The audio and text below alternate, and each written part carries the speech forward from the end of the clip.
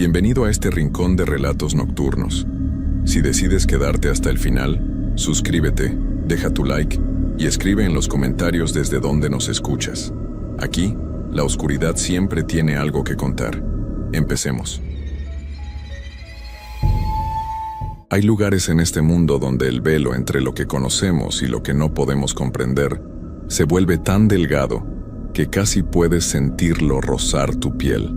Los cementerios antiguos no son solo repositorios de restos mortales, son archivos vivientes de historias inconclusas, de despedidas que nunca se dijeron, de almas que quizás nunca encontraron su camino. Trabajar en uno de estos lugares durante la noche no es simplemente un empleo, es convertirte en testigo involuntario de una realidad que la mayoría prefiere ignorar. Lo que voy a contarles no es producto de la imaginación ni de leyendas urbanas. Es el testimonio de un hombre común que aceptó un trabajo nocturno pensando que sería tranquilo, y terminó descubriendo que hay experiencias que cambian para siempre la forma en que ves el mundo, porque a veces lo más aterrador no es lo que vemos, sino darnos cuenta de que hay cosas que nunca dejaremos de ver. Mi nombre es Roberto Méndez Salazar y soy de Guanajuato, México. Tengo 42 años y durante los últimos 8 meses trabajé como velador nocturno en el Panteón Municipal de Santa Rosa, uno de los cementerios más antiguos de la región, que data de 1850 y algo. Digo trabajé porque ya no puedo volver ahí. Ya no puedo ni siquiera pasar cerca de ese lugar sin sentir que algo me observa desde las sombras. Déjenme explicarles cómo llegué a ese empleo. Yo había trabajado toda mi vida en la construcción, pero una lesión en la espalda me dejó fuera del juego. Los doctores me dijeron que nada de cargar cosas pesadas, nada de esfuerzo físico considerable. Tenía una familia que mantener, mi esposa Laura y mis 2 hijos, así que necesitaba encontrar algo rápido. Fue mi cuñado quien me habló del puesto de velador en el panteón. Me dijo que era fácil, que solo tenía que estar ahí durante la noche, hacer rondas cada 2 horas y asegurarme de que nadie entrara a robar las ofrendas o a dañar las tumbas. El pago no era malo y los requisitos eran mínimos. La primera vez que fui a conocer el lugar fue un martes por la tarde. El señor Esteban Ruiz, el administrador del panteón, me recibió en la entrada. Era un hombre de unos 60 años, delgado y con una expresión permanentemente cansada en el rostro. Me explicó que el turno era de 10 de la noche a 6 de la mañana. Me mostró la caseta donde pasaría la mayor parte del tiempo. Una construcción pequeña de concreto con una silla, una mesa, un calentador eléctrico y un baño diminuto. Tenía una ventana que daba hacia el camino principal del cementerio. Mientras caminábamos entre las tumbas esa tarde, noté que el lugar era enorme. Había secciones que parecían abandonadas, con monumentos antiguos cubiertos de musgo y lápidas tan viejas que ya no se podía leer lo que decían. El señor Esteban me explicó que la parte más antigua del cementerio databa de hace más de 170 años. Había criptas familiares del tamaño de habitaciones pequeñas, algunas con rejas oxidadas a través de las cuales podías ver la oscuridad del interior. Me contrató en el momento. Dijo que llevaban 3 semanas sin velador porque el anterior había renunciado de repente. No me dio detalles, y yo no pregunté. Necesitaba el trabajo. Mi primer noche fue un viernes. Llegué 15 minutos antes de las 10. El velador del turno diurno, don Casimiro, un señor mayor de unos 70 años, estaba esperándome. Me entregó las llaves y una lámpara grande que tendría que usar durante las rondas, porque aunque había algunos postes con luces a lo largo del camino principal, la mayor parte del cementerio quedaba en completa oscuridad. Don Casimiro me dio algunos consejos básicos. Me dijo dónde estaban las herramientas por si necesitaba cerrar alguna puerta o arreglar algo. Me mostró el libro de registro, donde tenía que anotar la hora de cada ronda. Luego me miró directo a los ojos y me dijo algo que en ese momento tomé como una broma de mal gusto, pero que después entendería mejor. Mijo, si escuchas cosas raras, no hagas caso. Si ves sombras moviéndose, no las sigas. Y sobre todo, nunca respondas si escuchas que alguien te llama por tu nombre. Aquí, el silencio es tu mejor amigo.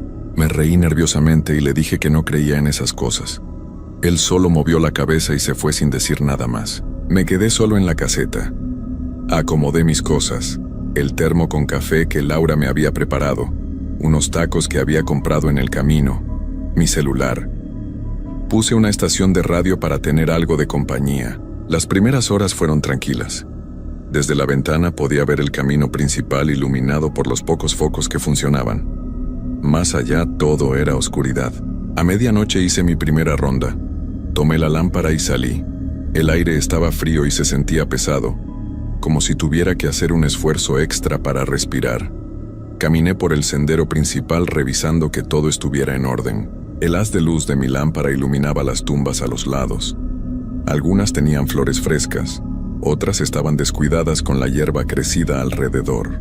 Los árboles viejos que había por todo el cementerio proyectaban sombras extrañas que se movían con el viento. Llegué hasta la sección antigua en la parte trasera. Ahí estaban las criptas más grandes. La luz de mi lámpara apenas penetraba la oscuridad entre ellas. Había un silencio absoluto. Ni siquiera se escuchaban los sonidos normales de la noche como grillos o lechuzas. Solo el sonido de mis pasos sobre la tierra y la grava. Estaba a punto de dar la vuelta cuando escuché un sonido. Era como si alguien estuviera arrastrando algo pesado. Me detuve y apunté la lámpara hacia donde creía que venía el sonido. No vi nada. Esperé un momento conteniendo la respiración. Nada. Pensé que tal vez había sido un animal, aunque no había visto ninguno en toda mi ronda. Regresé a la caseta con un nudo en el estómago que no podía explicar. Me senté y anoté la hora en el registro. 2 de la mañana, todo en orden. Me serví café y traté de calmarme. Era mi primera noche. Era normal estar nervioso. A las 2:30 el radio comenzó a tener interferencia. La música se cortaba con estática. Cambié de estación, pero todas tenían el mismo problema. Finalmente lo apagué. El silencio en la caseta era incómodo. Podía escuchar mi propia respiración, los latidos de mi corazón. Entonces escuché pasos afuera. Pasos lentos sobre la grava del camino. Me levanté rápidamente y miré por la ventana. No había nadie. Los pasos continuaron. Se acercaban a la caseta. Mi corazón empezó a latir más rápido. Tomé la lámpara y salí. Roberto. Alguien había susurrado mi nombre. La voz venía de algún lugar entre las tumbas cercanas. Una voz rasposa, como si le costara trabajo formar las palabras. ¿Quién anda ahí?, pregunté tratando de que mi voz sonara firme. Silencio. Apunté la lámpara hacia todos lados. Nada. Nadie. Entré de nuevo a la caseta y cerré la puerta con seguro. Me quedé de pie junto a la ventana observando. Los pasos habían cesado. Todo estaba quieto de nuevo. Pasé el resto de esa noche sin salir de la caseta excepto para hacer la ronda de las 4.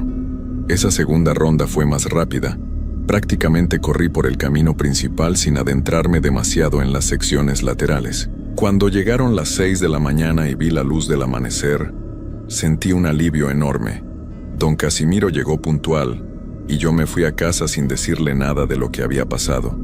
No quería que pensara que estaba loco o que era un cobarde. En casa traté de dormir, pero no pude. Cada vez que cerraba los ojos escuchaba esa voz susurrando mi nombre. Laura me preguntó cómo había estado mi primera noche, y le dije que todo bien, solo que era raro estar solo en un lugar así. Ella me dio un beso y me dijo que me acostumbraría. Las siguientes noches fueron similares. Siempre pasaba algo. A veces eran ruidos que no podía explicar. Golpes secos que parecían venir de dentro de las criptas. Otras veces veía sombras que se movían entre las tumbas cuando hacía mis rondas, pero cuando apuntaba la lámpara hacia ellas no había nada. Una noche vi lo que parecía ser una figura de mujer vestida de blanco parada junto a un árbol en la sección antigua. Cuando parpadeé ya no estaba. Empecé a llegar cada noche con un nudo en el estómago. El miedo se volvió parte de mi rutina, pero necesitaba el dinero y me decía a mí mismo que todo tenía una explicación lógica, que mi mente me estaba jugando trucos, que el cansancio y la oscuridad hacían que viera cosas que no estaban ahí. Fue en mi tercera semana cuando sucedió algo que no pude racionalizar. Era un miércoles y había estado lloviendo toda la tarde. Para cuando llegué al cementerio, todo estaba mojado y había charcos por todos lados. El señor Esteban me había pedido que revisara una de las criptas en la sección antigua, porque habían reportado que la puerta estaba abierta. Al parecer unos muchachos habían entrado ahí a tomar durante el día, y don Casimiro la había cerrado, pero no estaba seguro de que hubiera quedado bien asegurada. Hice mi primera ronda a medianoche como siempre. Llevaba un candado extra que me había dado el señor Esteban, por si necesitaba asegurar la cripta. Llegué a la sección antigua. La lluvia había parado, pero todo estaba húmedo y resbaloso. Encontré la cripta. Era una de las más grandes, de la familia Cordero, según decía en la placa de mármol sobre la entrada. La puerta de hierro estaba entreabierta. Me acerqué despacio. Empujé la puerta con cuidado y alumbré hacia adentro con la lámpara. Era un espacio rectangular de unos 4 metros por 3. Las paredes estaban llenas de nichos, esos espacios donde colocan los ataúdes. Algunos estaban sellados con placas de mármol. Otros estaban vacíos y abiertos, mostrando la oscuridad del interior. El piso estaba cubierto de hojas secas, y había un olor horrible a humedad, y algo más que no pude identificar. Entré solo un par de pasos para revisar que no hubiera nadie dentro. Todo parecía en orden. Estaba a punto de salir cuando mi lámpara iluminó algo en el piso del fondo. Parecía una mano extendida como si alguien estuviera tirado ahí. El corazón me dio un vuelco y corrí hacia allá. No era una mano. Era un guante viejo de cuero, probablemente dejado por alguien hacía mucho tiempo. Respiré aliviado y me reí de mí mismo por haberme asustado tanto. Recogí el guante pensando en tirarlo afuera. Fue cuando lo escuché. Un susurro. Venía de arriba, de uno de los nichos superiores.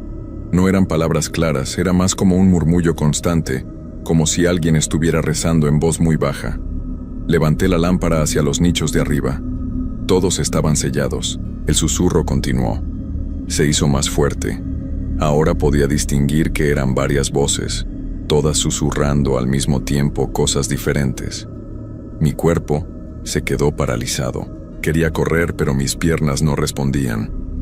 Las voces crecieron en volumen. Ya no eran susurros, eran voces normales, decenas de ellas hablando todas al mismo tiempo. No podía entender lo que decían, pero sonaban desesperadas, urgentes. Entonces algo cayó de uno de los nichos superiores y se estrelló en el piso junto a mí.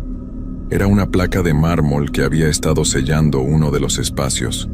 El ruido me sacó de mi parálisis y corrí hacia la salida. Salí de la cripta tropezando con mis propios pies.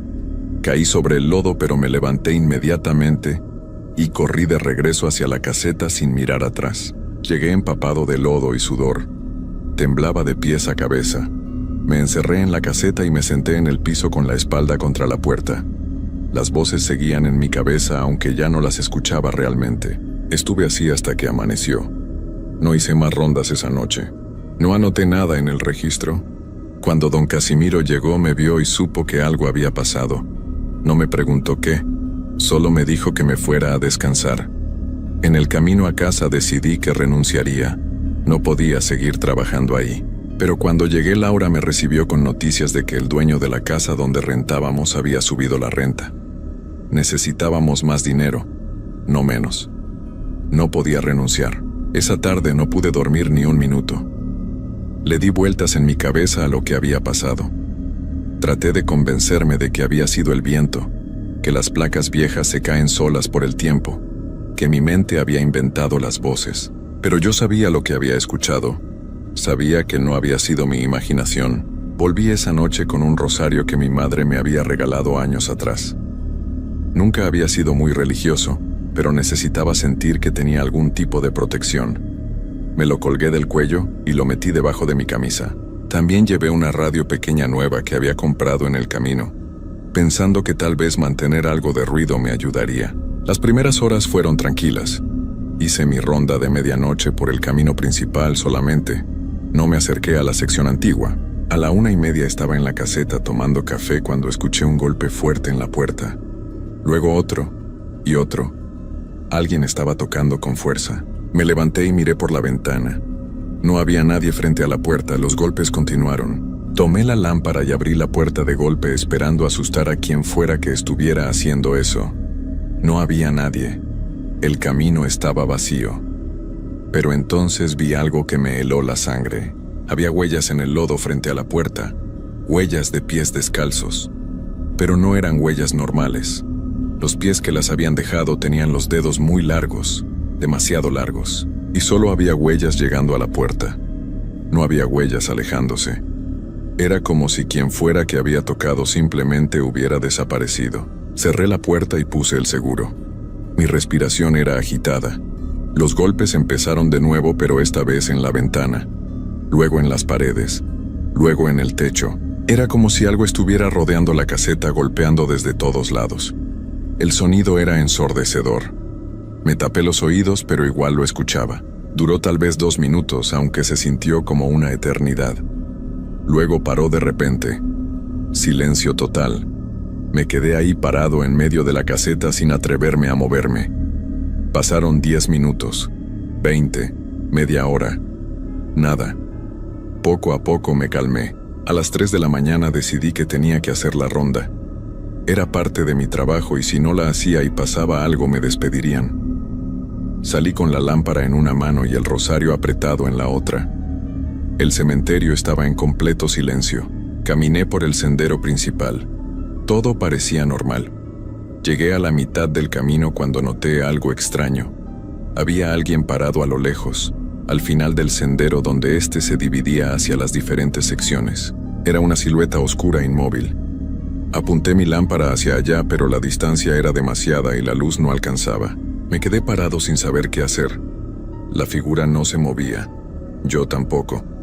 Estuvimos así por lo que parecieron varios minutos. Entonces la figura empezó a caminar hacia mí. Despacio, muy despacio, con pasos regulares que producían un sonido sordo sobre la tierra. Retrocedí. La figura seguía avanzando. En el resplandor débil de los pocos focos del camino pude ver que no era una persona normal. Era demasiado alta, tal vez 2,5 metros, y su forma era extraña, como si sus proporciones estuvieran mal. Los brazos eran demasiado largos y colgaban hasta casi las rodillas. Seguí retrocediendo sin quitarle los ojos de encima. La cosa seguía acercándose con esos pasos lentos y constantes. Cuando estaba a unos 20 metros de mí se detuvo.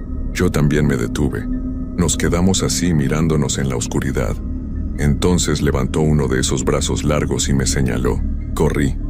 Corrí tan rápido como pude de regreso a la caseta. Escuchaba los pasos detrás de mí. Ya no eran lentos. Ahora eran rápidos, como si la cosa hubiera empezado a correr también. Llegué a la caseta y me lancé adentro cerrando la puerta de un golpe. Puse el seguro con manos temblorosas. Los pasos se detuvieron justo afuera. Miré por la ventana y ahí estaba. Esa cosa, parada frente a la puerta. Ahora podía verla mejor bajo la luz del poste cercano y deseé no haberlo hecho. No tenía cara. Donde debería estar su rostro solo había una superficie lisa y pálida como cera vieja. Pero de alguna manera sabía que me estaba mirando. Podía sentir su atención sobre mí como un peso físico. Se quedó ahí parada durante horas. No se movía. Solo estaba ahí. Yo me senté en el piso de la caseta sin atreverme a apartar la vista. Cuando empezó a amanecer, la cosa finalmente se alejó. Caminó de regreso hacia el interior del cementerio, con esos pasos lentos hasta que la perdí de vista entre las tumbas. Don Casimiro llegó como siempre a las 6. Me encontró sentado en el piso con la mirada perdida. Me preguntó si estaba bien y solo pude negar con la cabeza. Debí haber renunciado ese mismo día. Debí haberle dicho a Laura que encontraríamos otra forma de conseguir dinero. Pero no lo hice. Algo me retenía. Era como si el cementerio ya no me dejara irme. Cada noche que trabajaba ahí sentía que algo de mí se quedaba en ese lugar. Y cada vez me costaba más trabajo recordar por qué había querido irme. Las noches siguientes empeoraron. Las cosas que veía y escuchaba se hicieron más frecuentes y más intensas. Una noche, vi a un grupo de figuras vestidas con ropa antigua caminando en procesión entre las tumbas. Llevaban velas encendidas, pero las llamas eran de color azul. No hacían ningún sonido al caminar. Pasaron junto a la caseta sin mirarme y desaparecieron en la sección antigua. Otra noche escuché música. Era una canción de cuna antigua que mi abuela solía cantarme cuando era niño. Venía de todas direcciones al mismo tiempo. Duró toda la madrugada. Me tapé los oídos, pero la escuchaba dentro de mi cabeza. Empecé a tener problemas en casa. Laura decía que ya no era el mismo. que llegaba cada mañana con una mirada vacía y que apenas hablaba con ella o con los niños. Tenía razón, pero no podía explicarle qué me estaba pasando. ¿Cómo podía decirle que cada noche trabajaba rodeado de cosas que no deberían existir? Que el lugar donde ganaba nuestro sustento me estaba consumiendo poco a poco. Una noche el señor Esteban vino al cementerio como a las 11. Dijo que necesitaba revisar unos documentos en su oficina, que estaba en un edificio pequeño cerca de la entrada. Me pidió que lo acompañara porque la cerradura de la puerta estaba trabada. Fuimos juntos. Mientras él buscaba los papeles, yo me quedé esperando afuera. Fue entonces cuando le pregunté por el velador anterior, el que había renunciado antes de que yo llegara. El señor Esteban se puso tenso. Dijo que no sabía mucho, que el hombre simplemente había dejado de venir una noche sin dar explicaciones. Le pregunté si sabía dónde podía encontrarlo. Me miró con una expresión extraña y me dio un nombre: Marcos Villegas. Vivía en un pueblo cercano. Al día siguiente fui a buscarlo. Encontré su casa después de preguntar a varias personas. Era una casa pequeña en las afueras del pueblo. Toqué la puerta. Una mujer mayor abrió. Le dije que buscaba a Marcos. Su expresión se entristeció.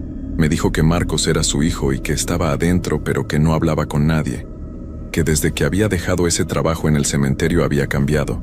Que apenas comía y que pasaba los días sentado en su habitación mirando la pared. Le supliqué que me dejara verlo. Ella dudó, pero finalmente aceptó. Me llevó a una habitación en la parte trasera de la casa. Marcos estaba sentado en una silla junto a la ventana. Era un hombre de unos 30 años, pero parecía mucho mayor. Tenía el cabello lleno de canas y la piel pálida. Sus ojos estaban hundidos en las cuencas. Me acerqué despacio. Le dije mi nombre. Le dije que yo había tomado su lugar como velador del cementerio. Sus ojos se movieron hacia mí lentamente. Cuando habló, su voz sonaba como si no la hubiera usado en mucho tiempo. «Ya te tienen», dijo, «ya eres de ellos». Le pregunté de qué hablaba. Me dijo que el cementerio estaba maldito, que no eran solo fantasmas lo que habitaba ese lugar, eran algo mucho peor. Algo que había estado ahí desde antes de que construyeran el cementerio. Algo antiguo que se alimentaba de los vivos que se aventuraban en su territorio durante la noche. Me dijo que él había aguantado 2 meses trabajando ahí, que cada noche era peor que la anterior, que las cosas que veía se hacían más reales, más sólidas, que empezaban a poder tocarte. Me mostró su brazo izquierdo. Tenía una cicatriz horrible que iba desde el hombro hasta el codo, como si algo lo hubiera agarrado con garras. Me contó que su última noche había visto a esa cosa sin cara, la misma que yo había visto.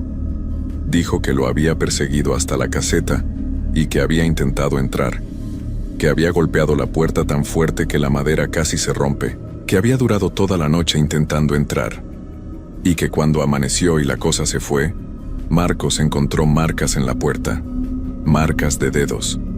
Pero los dedos tenían garras y habían dejado surcos profundos en la madera. Nunca volvió después de esa noche. Dijo que prefería morirse de hambre antes que regresar ahí, pero que ya era tarde para él de todas formas, que desde aquella noche las cosas lo seguían, que las veía en las esquinas de su habitación cuando oscurecía, que escuchaba susurros llamándolo, que sabía que eventualmente vendrían por él. Sus ojos se llenaron de lágrimas. Me agarró del brazo con fuerza. Me dijo que corriera, que dejara ese trabajo y que me fuera lejos, que tal vez si lo hacía ahora todavía había tiempo, que si seguía trabajando ahí terminaría como él o peor. Salí de esa casa sintiéndome peor que cuando llegué. Sabía que Marcos tenía razón, pero también sabía que ya era demasiado tarde para mí.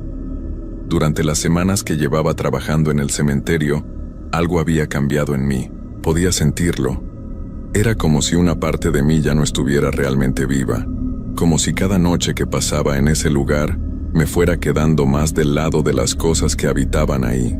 Esa noche volví al cementerio. Laura me suplicó que no fuera. Dijo que podíamos conseguir el dinero de otra forma, que ella conseguiría un segundo trabajo, que lo que fuera era mejor que verme destruirme así. Pero yo ya no podía escucharla realmente. Su voz sonaba lejana como si viniera de muy lejos. Llegué al cementerio a las 10. Don Casimiro me miró con tristeza cuando me entregó las llaves. Creo que él sabía lo que me estaba pasando. Probablemente lo había visto suceder antes con otros veladores. Me encerré en la caseta. Ni siquiera encendí la radio. Me senté en la silla y esperé. Sabía que vendrían. Siempre venían. A medianoche empezaron los golpes. Primero suaves, luego cada vez más fuertes. Luego las voces. Docenas de voces llamándome. Roberto, Roberto, Roberto. Una y otra vez. Miré por la ventana. El cementerio entero parecía estar vivo. Había figuras por todas partes. Algunas parecían humanas. Otras definitivamente no lo eran. La cosa sin cara estaba parada frente a la caseta, pero esta vez no estaba sola. Había otras dos junto a ella.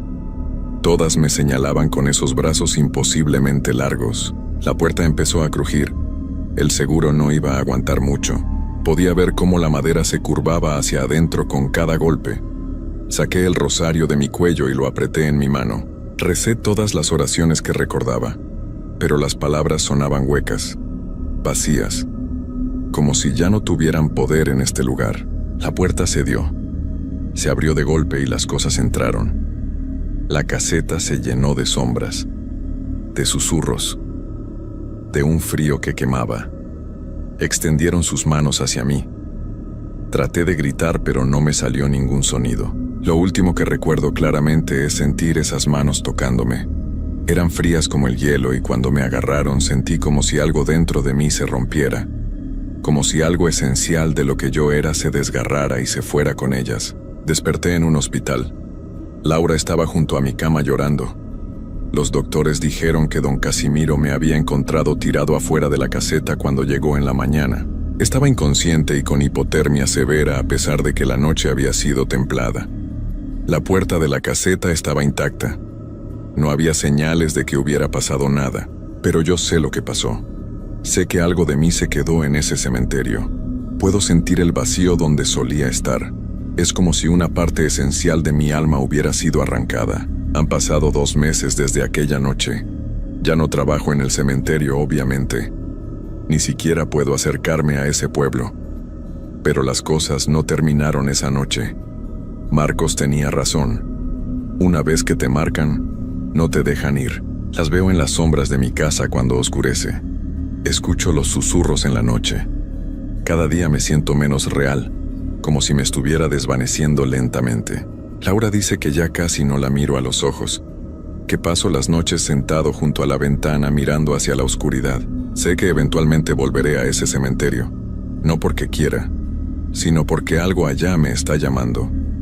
La parte de mí que se quedó ahí quiere que regrese. Y cada día que pasa la llamada se hace más fuerte.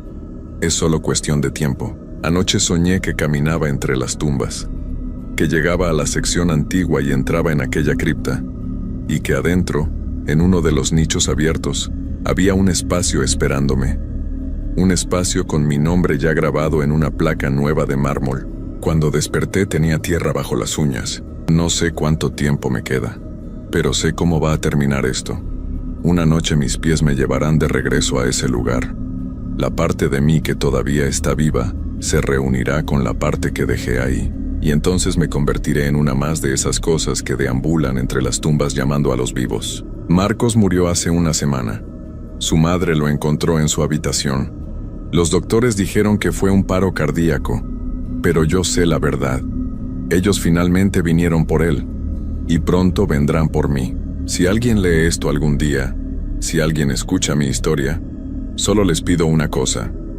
Si alguna vez les ofrecen trabajo como velador en un cementerio antiguo, especialmente uno de noche, no lo acepten. No importa cuánto necesiten el dinero. No importa qué tan desesperados estén. Algunos lugares no son para los vivos, y una vez que cruzas ese umbral, una vez que pasas demasiado tiempo en el reino de los no vivos, ya no hay vuelta atrás. El cementerio de Santa Rosa sigue operando. Ya tienen un nuevo velador. Es un muchacho joven de apenas 22 años. Lo vi una vez desde lejos cuando pasé cerca del pueblo. Tenía esa misma expresión de inocencia que yo debí tener en mi primer día. No sabe lo que le espera. Nadie se lo dirá. Y aunque se lo dijeran, probablemente no creería. Yo tampoco hubiera creído. Esta noche Laura se ha quedado dormida abrazada a mí. Los niños están en sus habitaciones. La casa está en silencio, pero yo escucho los susurros, más claros que nunca. Roberto, Roberto, Roberto, es hora de volver a casa. Miro por la ventana hacia la oscuridad, y allá en la distancia, al final de la calle, veo 3 figuras paradas bajo un poste de luz. Altas, con brazos demasiado largos, sin rostros. Me están esperando. Ya es hora.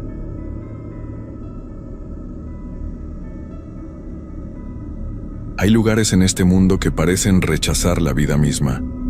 Espacios donde el tiempo se ha detenido de forma antinatural y donde algo invisible pero tangible te observa desde cada rincón oscuro. A veces aceptamos trabajos por necesidad, sin hacer las preguntas correctas, sin escuchar esa voz interna que nos advierte del peligro. Y cuando finalmente entendemos dónde nos hemos metido, ya es demasiado tarde para escapar. Esta es la historia de un hombre que cruzó una línea invisible y del precio terrible que pagó por ello. Me llamo Ricardo Méndez Torres y soy de Fresnillo, Zacatecas. Tengo 32 años, aunque ahora me veo y me siento como si tuviera 50. Lo que voy a contar sucedió hace apenas 6 meses, pero para mí han sido años de tormento. No he podido dormir bien desde entonces.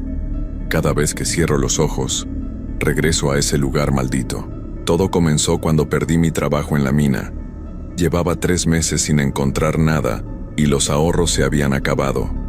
Mi esposa Lucía estaba embarazada de nuestro primer hijo y la situación se volvía más desesperada cada día. Fue mi compadre Rubén quien me habló del trabajo. Me llamó una tarde de octubre y me dijo que conocía a un hombre que necesitaba un velador para un rancho que tenía abandonado en las afueras del pueblo. El pago era muy bueno. Demasiado bueno, debí pensarlo mejor. 3,000 pesos por semana solo por cuidar que no entraran a robar. El trabajo era de noche, de 8 de la tarde a 6 de la mañana. Me dijo que el dueño vivía en Guadalajara y que solo iba al rancho 1 o 2 veces al año. El lugar llevaba cerrado como 5 años. Acepté sin hacer preguntas. La necesidad te vuelve ciego. El primer día me reuní con don Fermín, el dueño del rancho. Era un hombre mayor, como de 70 años, delgado y con una mirada que me incomodó desde el principio. No me veía a los ojos cuando hablaba. Nos encontramos en una cafetería del centro y me dio las llaves y las instrucciones. Me dijo que solo tenía que estar presente en el rancho durante la noche, que recorriera las instalaciones cada hora para asegurarme de que todo estuviera en orden. Me advirtió que no entrara a la casa principal bajo ninguna circunstancia.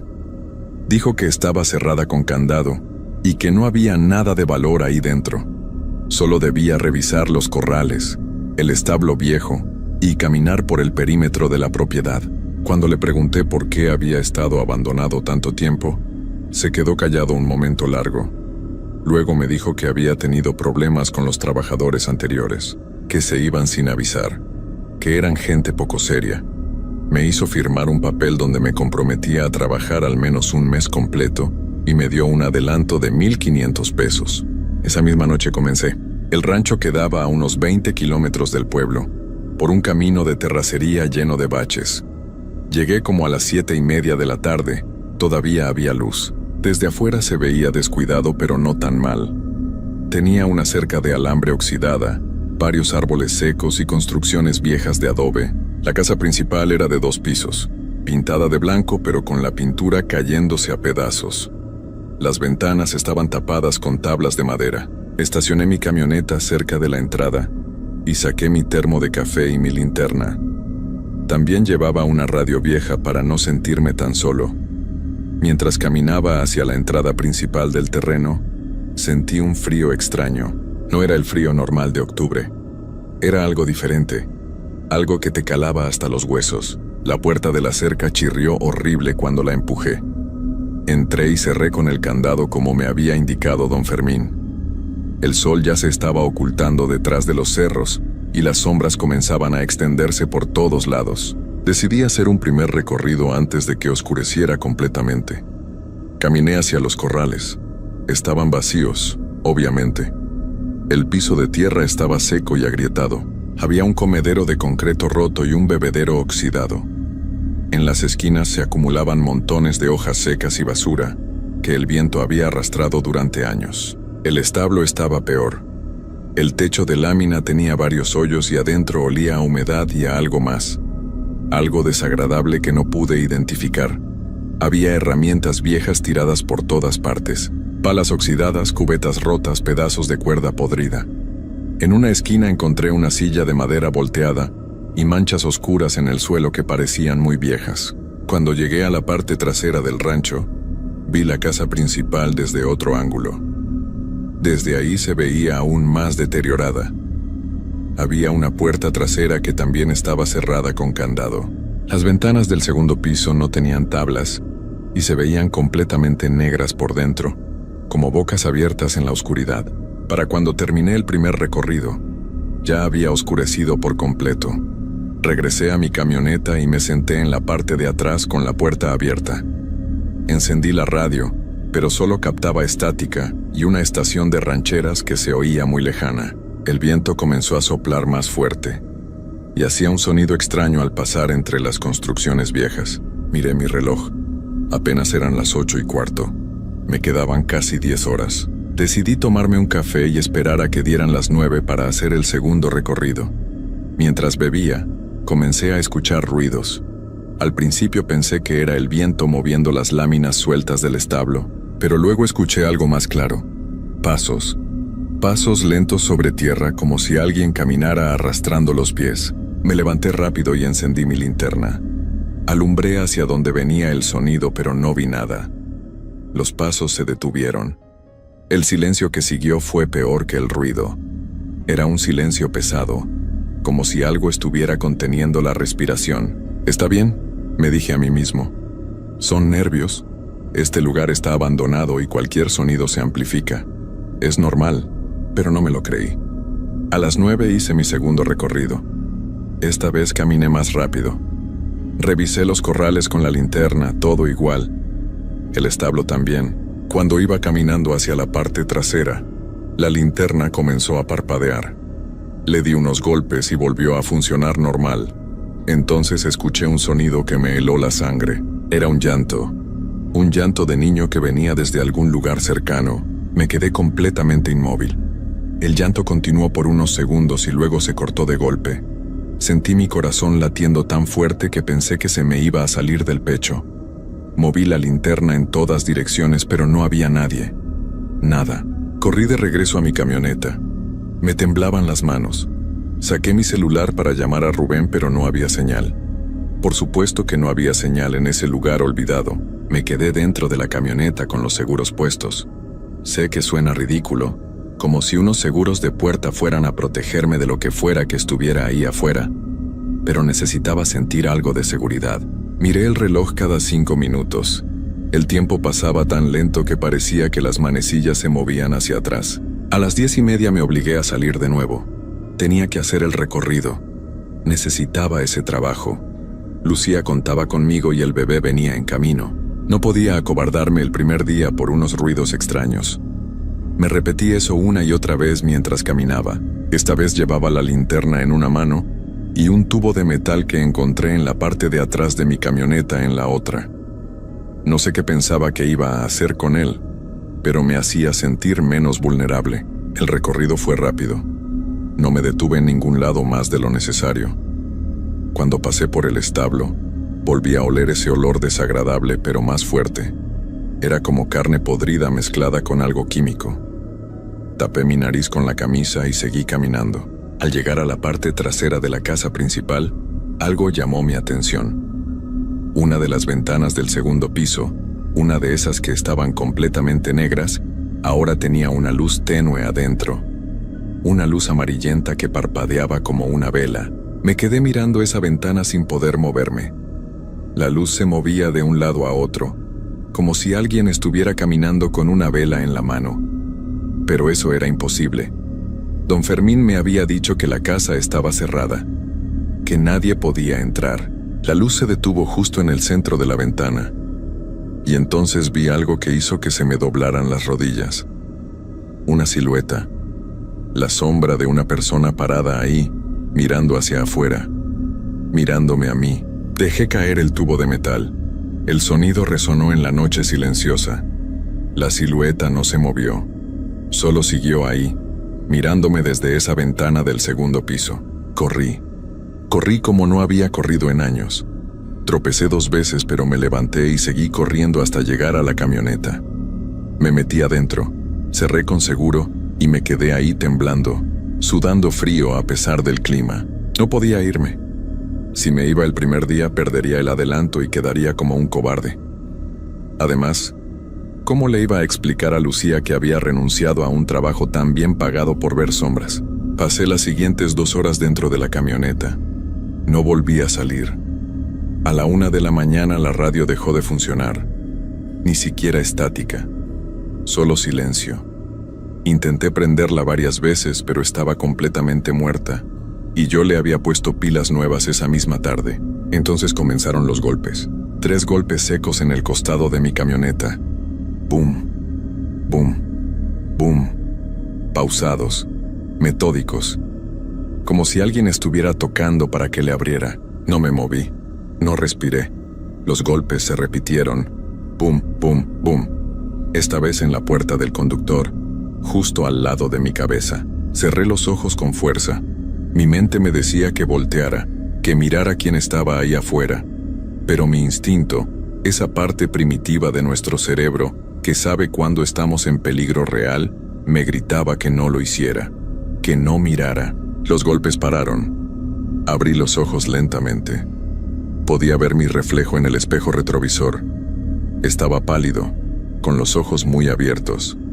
Y entonces, en el reflejo, vi algo más. Había alguien parado detrás de mi camioneta, una figura alta, completamente inmóvil. No podía distinguir detalles porque estaba muy oscuro, pero sabía que estaba ahí.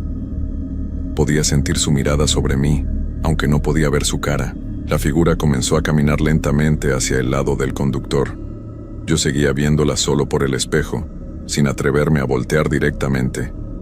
Caminaba de una forma extraña, rígida, como si sus articulaciones no funcionaran bien. Cuando llegó al lado de mi ventana, se detuvo. Yo podía ver su forma borrosa a través del vidrio empañado. Era definitivamente una persona, o al menos tenía forma de persona. Pero había algo terriblemente mal en sus proporciones. Los brazos eran demasiado largos.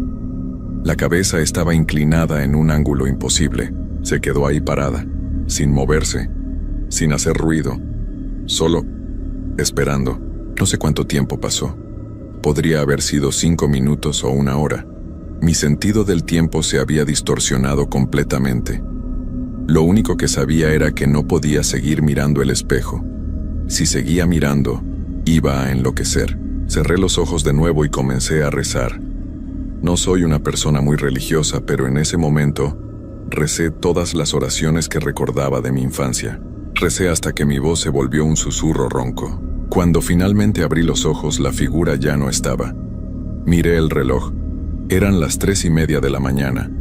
Todavía faltaban 2 horas y media para que amaneciera. Decidí que no iba a salir de la camioneta hasta que saliera el sol. No me importaba si me despedían. No me importaba nada. Solo quería sobrevivir a esa noche. Pero el rancho no había terminado conmigo. A las 4 de la mañana escuché voces. No era una sola voz. Eran varias, hablando todas al mismo tiempo. No podía entender lo que decían porque hablaban muy rápido y se encimaban unas con otras.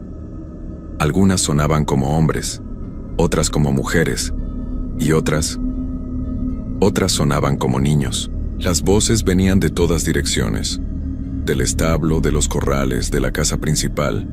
Era como si todo el rancho hubiera cobrado vida y estuviera conversando en un idioma que yo no podía comprender. Me tapé los oídos con las manos, pero no servía de nada.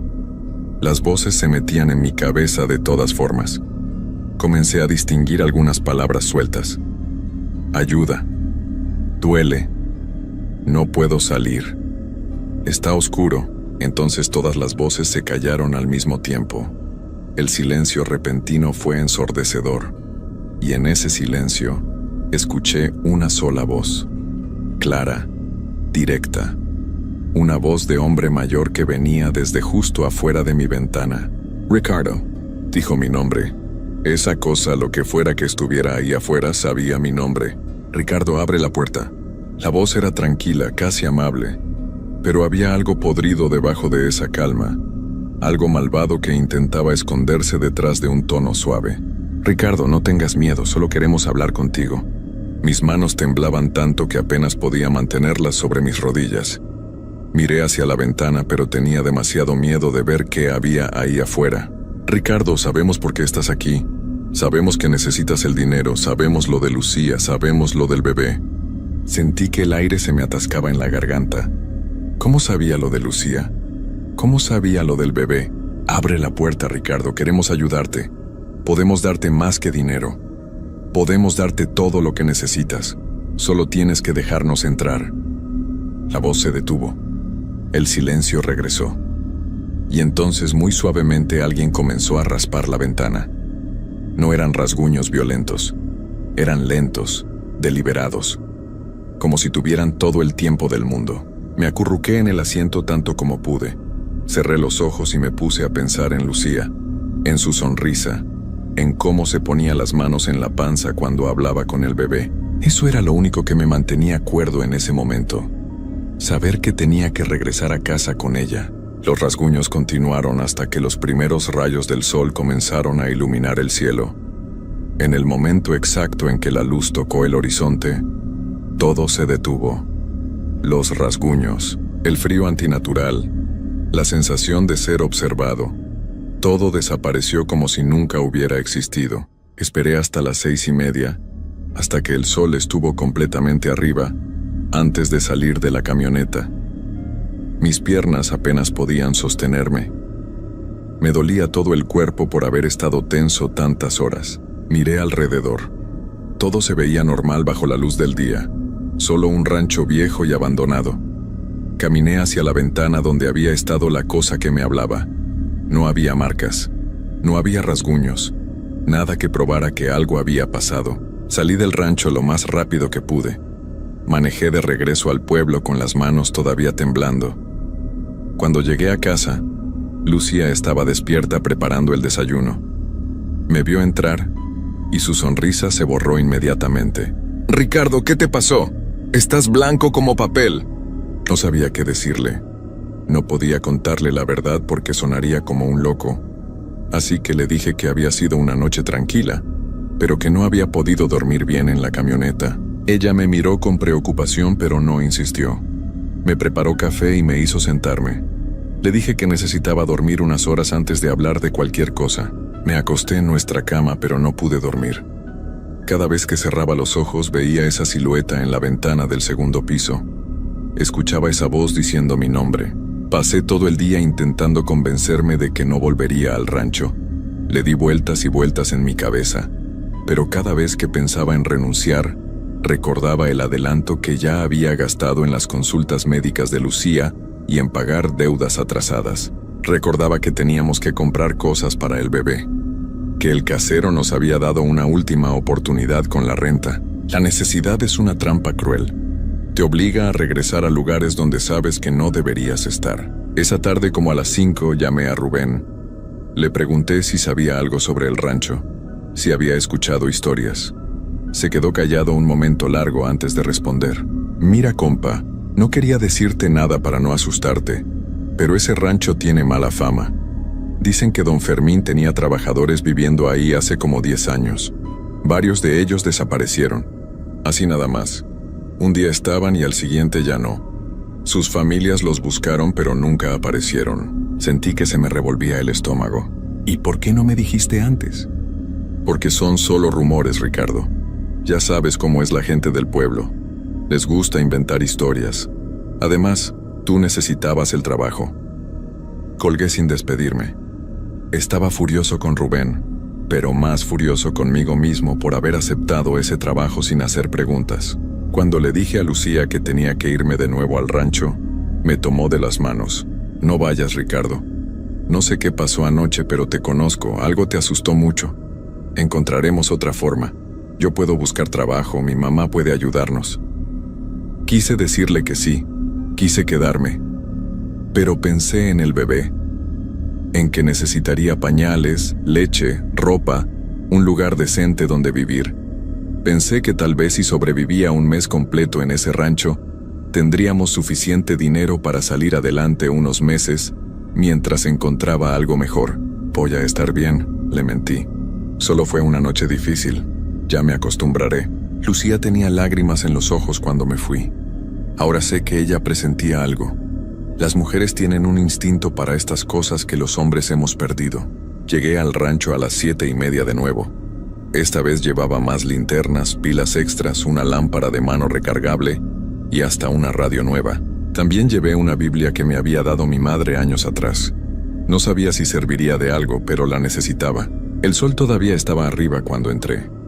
Me estacioné en el mismo lugar y comencé mi primer recorrido mientras había luz. Todo se veía igual que el día anterior.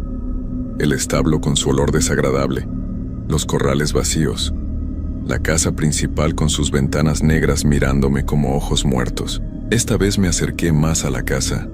Caminé alrededor de ella intentando encontrar alguna explicación para la luz que había visto en el segundo piso.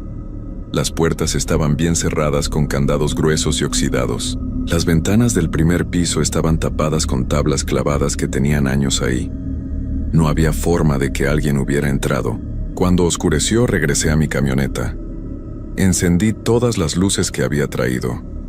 Puse la radio en una estación de noticias. El sonido de voces normales hablando de cosas normales me tranquilizaba un poco. Las primeras horas pasaron sin incidentes. Hice mis recorridos a las 9 y a las 10:30. No escuché nada extraño. No vi nada fuera de lugar. Comencé a pensar que tal vez la noche anterior había sido una casualidad, que mi mente había exagerado las cosas por el cansancio y los nervios. Pero a las 11:30, la radio comenzó a fallar de nuevo. La señal se fue perdiendo gradualmente hasta que solo quedó estática.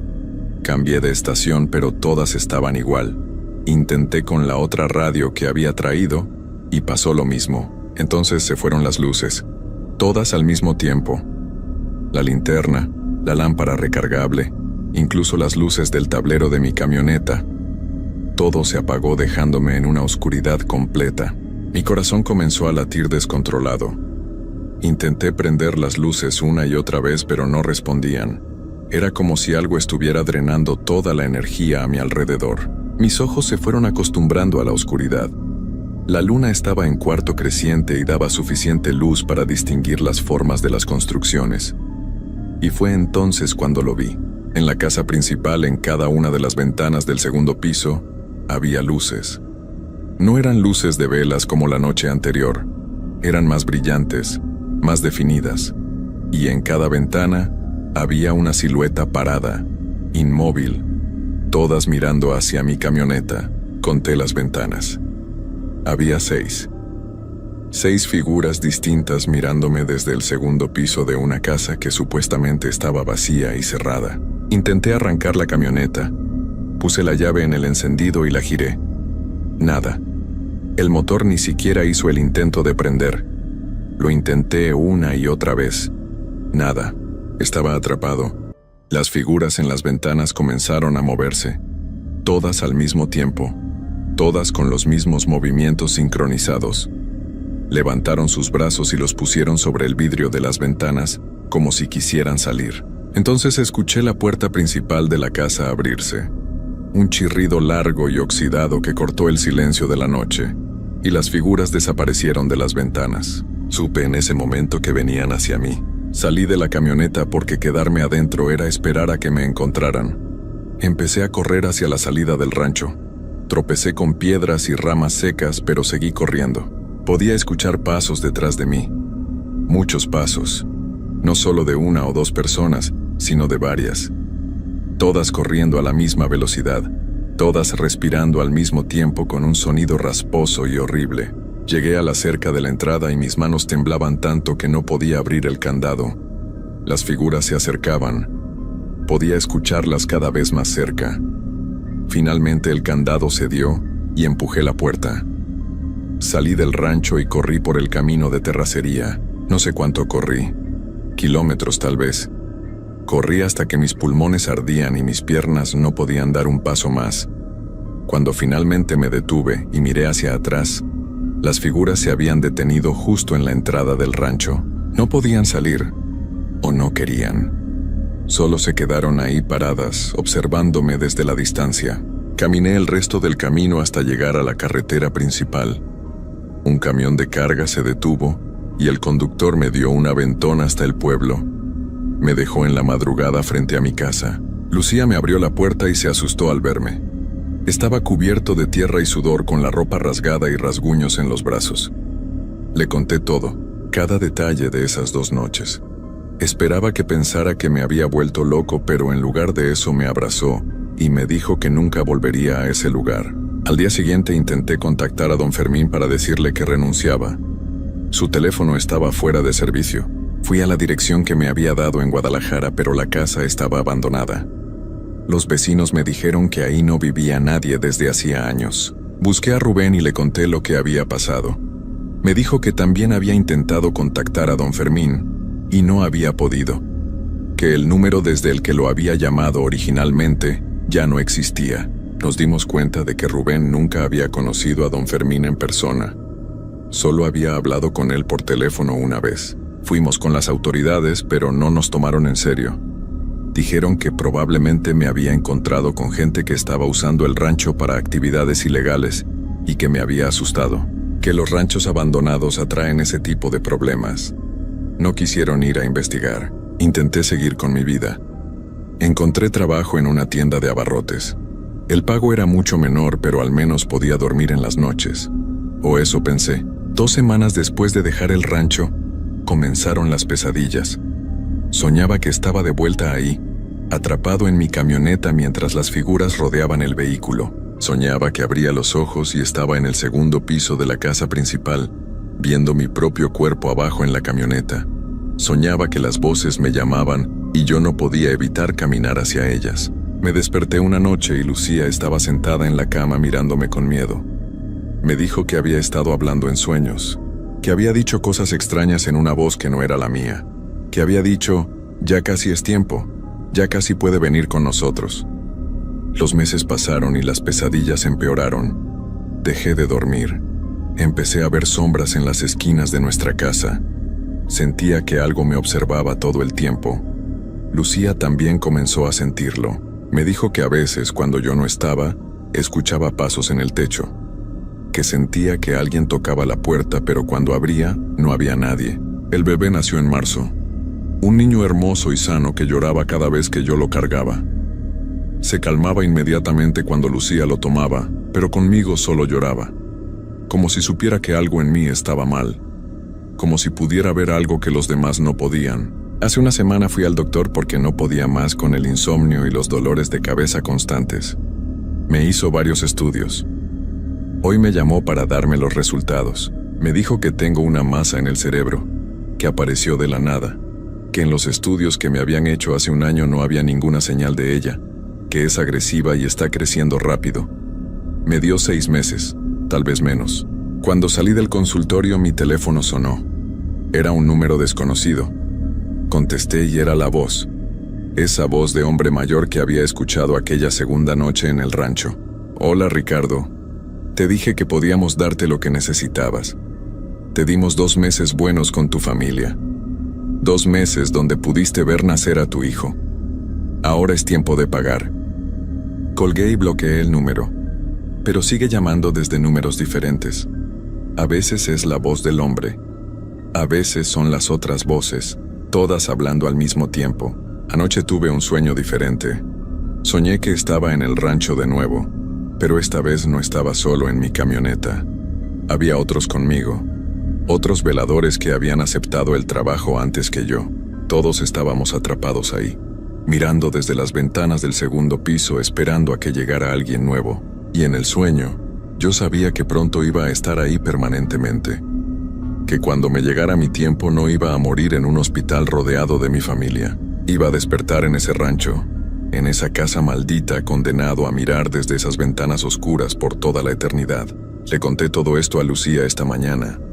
Le dije que cuando yo no esté, que nunca deje que nuestro hijo sepa sobre ese rancho. Que si alguien le ofrece un trabajo como velador en un lugar abandonado con un pago demasiado bueno, que huya. Que algunos lugares no están abandonados porque sí.